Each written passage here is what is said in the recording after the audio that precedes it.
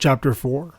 Date: 6 October 2023. Place: Shiloh Research Laboratory, Manitoba, Canada. Time: 0730 hours local. The door to room L214 closed and was latched by a guard from the outside. As the lights buzzed into operation, Dr. Paul Stewart gazed around at his equipment strewn around the room. This mess resulted from the work that had taken place 6 hours prior while completing the latest in a long line of experiments.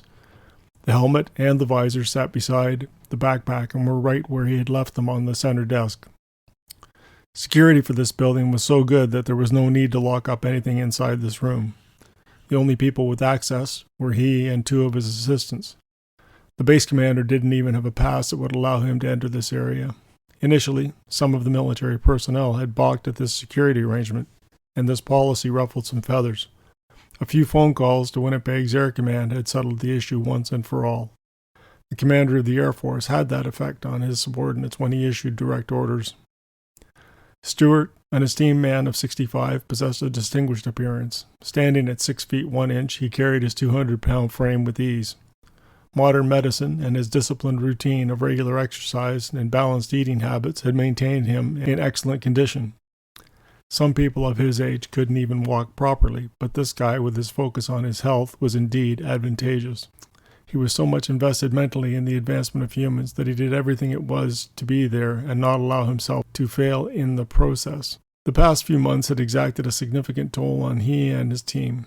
A less resolute individual might not have weathered the challenges adeptly, but Paul Stewart had managed to navigate this demanding period remarkably well.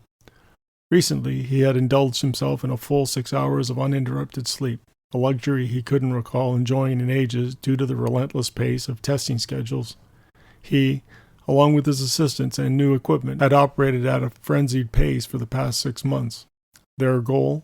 To meet the rapidly approaching October 30th deadline for the initial Paradox demonstration, intended for senior Air Force staff officers, or more precisely, for a single senior officer, the commander of the Canadian Air Force. This forthcoming presentation held the power either to elevate or dismantle the future trajectory of the project. Success would potentially propel the program into a well-funded government initiative, complete with a sizable team of researchers working cohesively towards a shared objective. This objective propelled Canada onto a global stage with one of the most cutting-edge weapons and monitoring capabilities in existence. Since the days of the Avro Arrow, Canadians had not encountered such an opportunity to lead weapons systems development as they had now with Paradox. The next 10 days would serve as the ultimate litmus test for the project's destiny. Stewart was a leading scientist in his 2 fields of expertise, microbiology and computer science. However, his was a world far removed from that of colleagues in either field. Stewart didn't particularly care to specialize in either of the fields in particular.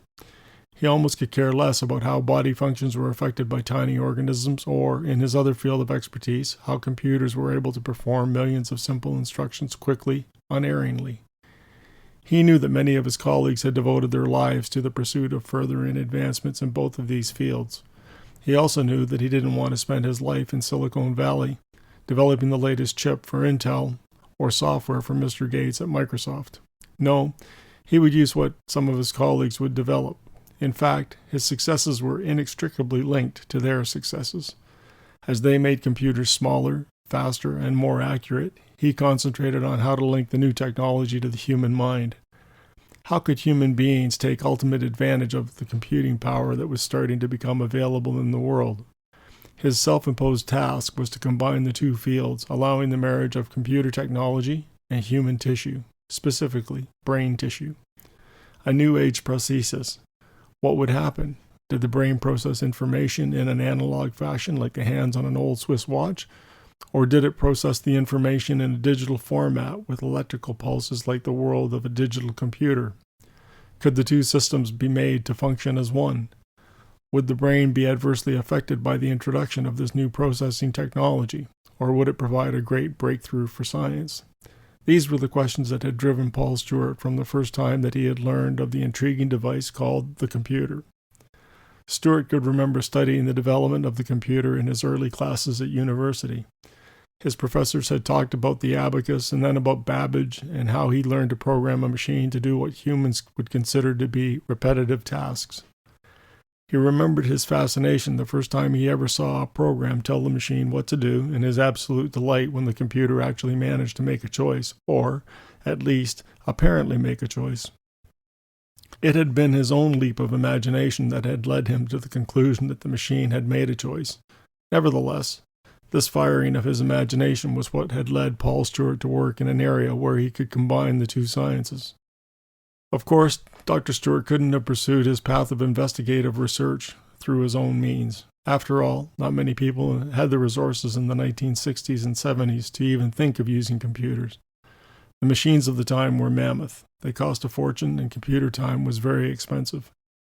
The information revolution hadn't yet happened, so after finishing his doctorate, he started to search out the places in America where he could pursue his dream of the integration of man and machine. He lived the life of a gypsy, moving wherever and whenever funds became available.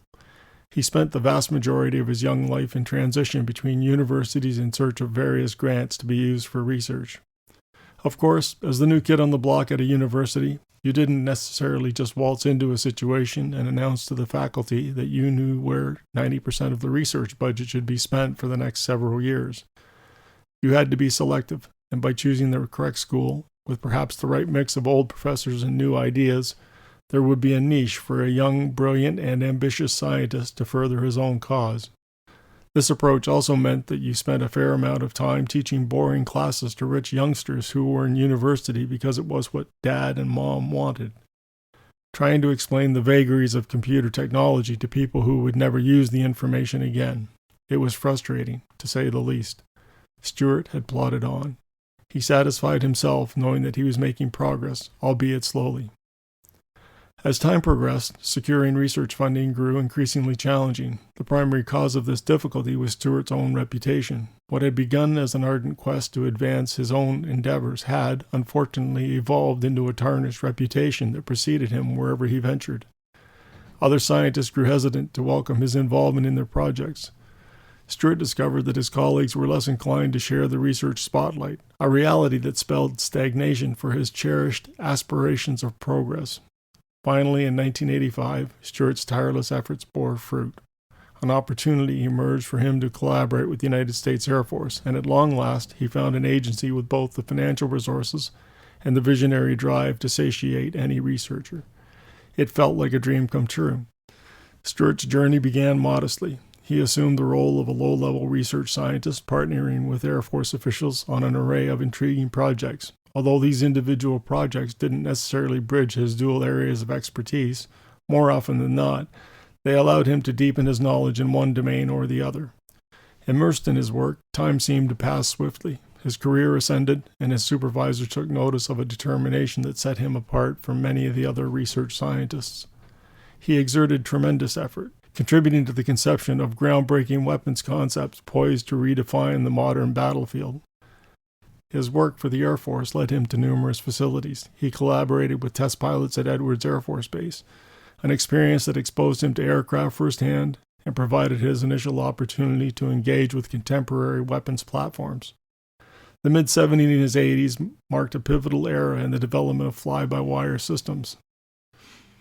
These technologies would later be embodied by aircraft like the F-16 and F-18. Stewart had the privilege of working closely with test pilots in refining various display types for modern fighter aircraft in conjunction with fly-by-wire systems. These displays served to monitor an array of vital metrics, spanning from engine instrumentation to weapon systems data and fuel gauges. Later on, Stewart's work led him to Nellis Air Force Base and the enigmatic test range known as Dreamland. Dreamland had a mystique about it. No one was allowed to visit. No one was allowed to fly into the airspace. In fact, even United States Air Force pilots who had been unfortunate enough to nick the airspace were given a less than auspicious welcome upon arrival back at the base. The arrival was met by the military police, and the unfortunate pilot to blunder was whisked off for a debriefing. The debriefing was used to ascertain if any secrets had been compromised. No one really ever talked about the debrief, but the infractors were never around long after the event. The airspace was so secret that pilots who had mistakenly ventured into it were sent home from exercises in Nellis right after the debrief.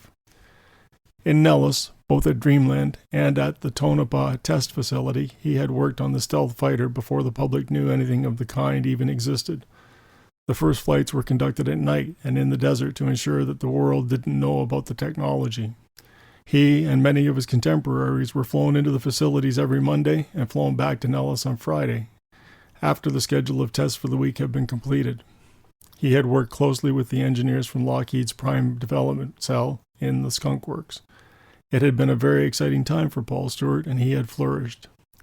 He had been given the opportunity to watch as the country developed one after another top-secret weapons system.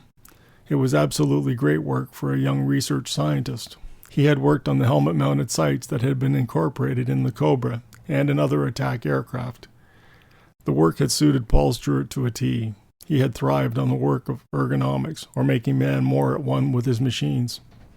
It was during this initial work on weapon systems that his idea for Gauntlet came to him, a system simple to operate, so simple in fact that it could be operated by anyone with minimal training. A system in which he could finally combine his talents and link the human body to computer processing power. Computer systems were becoming smaller and faster. The weapons platforms were becoming more complex and involved more and more computerization. Obviously, to Paul Stewart anyway, the ultimate in this closing of the two systems was to have an actual connection of the two. A system that could assist with the national security of the country and preserve a way of life indefinitely. He started to write his ideas down and confer with other scientists who had been working on the same projects that he had been spending his time on. His papers started to take shape. Not only did they take shape, they started to form a basis for a staff paper that he intended to forward up the chain to see if any funding was available. Finally, he was ready. He submitted his idea to his bosses in August of 1993, and his dream came true.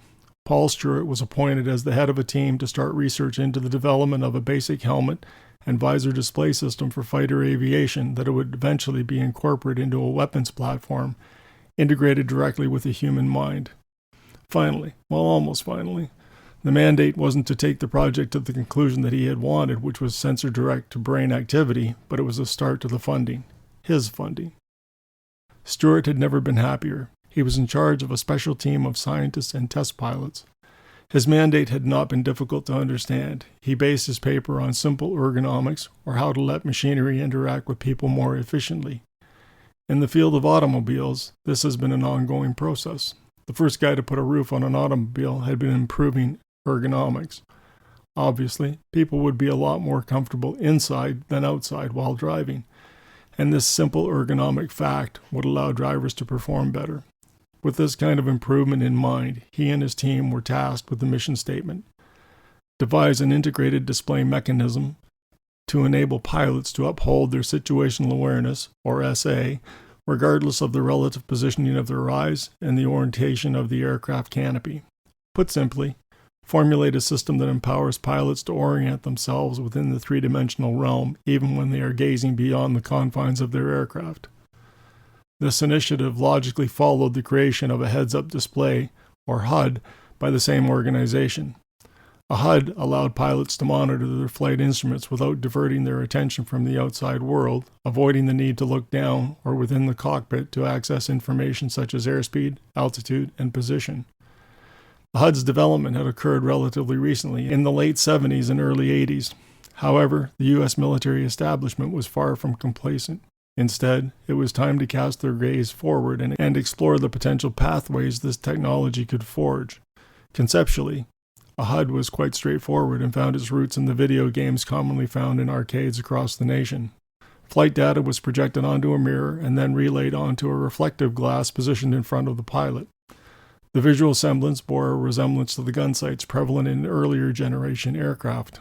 By shifting focus, the pilot could alternate between viewing the external environment and absorbing the soft green hues of the HUD's instrument indicators. Compared to the traditional analog instruments sunken into the dashboard of most aircraft, the HUD conferred a significant advantage. Instrument flying on a heads-up display had not been a difficult transition for pilots, but it certainly was different for them. The technique of a digital instrumentation readout was the most troubling for many of the experienced individuals. Many pilots were of the opinion that trend analysis of instrument change was much more difficult with the HUD, but with a bit of practice, even the older, crusty fighter guys admitted that the new HUD worked well. Thus, when new techniques for the use of the HUD had been developed, many of the fighter pilots sang the praises of the system, especially when used during instrument approaches. Pilots could quickly change their focus from the HUD to the instrument lights alongside the runway, allowing approaches to be successful in marginal weather approaches. The heads-up display proved to be a great advance for tactical displays as well. Pilots could look through the HUD at the gun sight and overlay the target with the, quote, pipper, or gun sight. Pilots could look through the HUD at the gun sight and overlay the target with the gun sight when firing.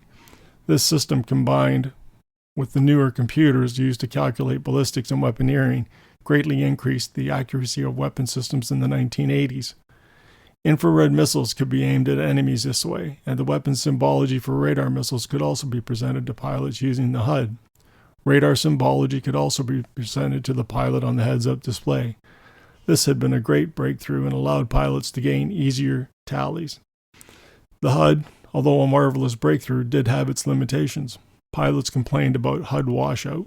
This was a phenomenon experienced when the outside lighting of approach lights would wash out the heads-up display, making it useless close to the runway at night. In other cases, pilots shooting approaches through layers of cloud would also ignore the HUD because of the irregular light patterns that could be difficult to adjust to. Many would revert to the backup instruments or simply fly off of alternate display units available in the cockpit during these conditions. There proved to be limitations in weapons advances using the new HUD technology. The HUD was fantastic when the pilot was looking out the front window and putting an enemy directly in front of his aircraft. Unfortunately for fighter pilots, the enemy does not always choose to appear directly out the front window. In fact, many a cunning move made by fighter pilots results in the enemy showing up in the rear of the aircraft in a worst-case scenario. Herein lay the problem for the pilots with the newfangled HUD. It couldn't be seen when looking out the window in any direction except to the front. If the pilot was looking out the right side of his aircraft, he had no more idea of his airspeed than when he last looked at his HUD. In some ways, as soon as the pilot took his attention off of the heads-up display, he might as well have been in an aircraft built in the 1920s because of the lack of instrumentation while he looked around. In some cases, the 1920s vintage aircraft might have more clues about airspeed because of the wind rush and noise. Modern aircraft had none of the audible clues available to the pioneers. Quote, HUD babies, unquote, quickly became the term of endearment for new pilots exposed to a heads-up display for the first missions. This term developed because new pilots on aircraft used the HUD constantly to the exclusion of all other senses. Pilots that for years had flown other aircraft with reference to the outside horizon were transformed in a few short hours to the status of a HUD baby. Some wouldn't take their eyes off of the HUD for more than 5 seconds without feeling out of touch with the aircraft. This had become quite problematic for the Air Force even as early as 1984 when the scenario had first been realized. Hence the mission statement for Paul Stewart and his team of researchers and pilots. Paul Stewart wanted to change these problems with the use of the HUD. He envisioned a system whereby the information previously displayed on analog instruments and now displayed on the heads-up display to pilots that were looking at it would be displayed constantly to pilots. This would be accomplished by projecting the heads-up display information to the visors that the pilots wore when flying. It was the first step on the road to complete integration of man with machine or machine with man. All he and his team had to do was to get the system up and running. Stewart envisioned this as a stepping stone to ultimately bypassing the eyes altogether, but they weren't there yet.